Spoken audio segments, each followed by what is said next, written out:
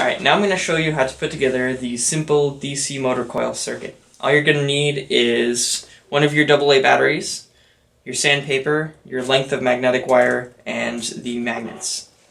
So the first thing you're going to do is take your wire coil and fold it in half, and then create a crease along the fold right there.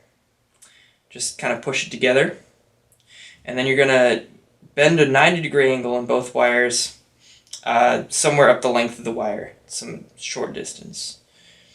And then you're going to bend it at a 90-degree angle again to kind of create a squared edge shape.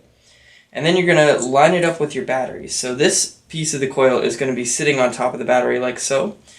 And you're going to want the wire to fold in at a 90-degree angle slightly below the battery. So we're going to fold it about there. And then do the same on the other side. Kind of line it up.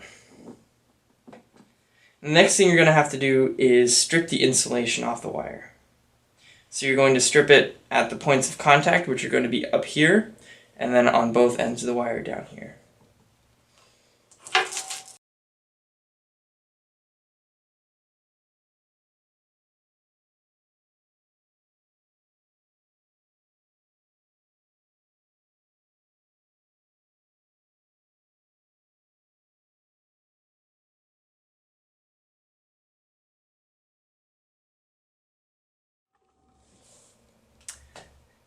Alright, so now that you've scraped off all of the enamel off of the wires, you can go ahead and take your battery and you're going to connect your magnets to the negative pole.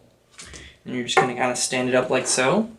And you're going to take the tip here and place it on the tip of the battery. And at the same time, you're going to compress the two wires against the magnets, like so. And this will complete the circuit, and the coil should start rotating. Dope.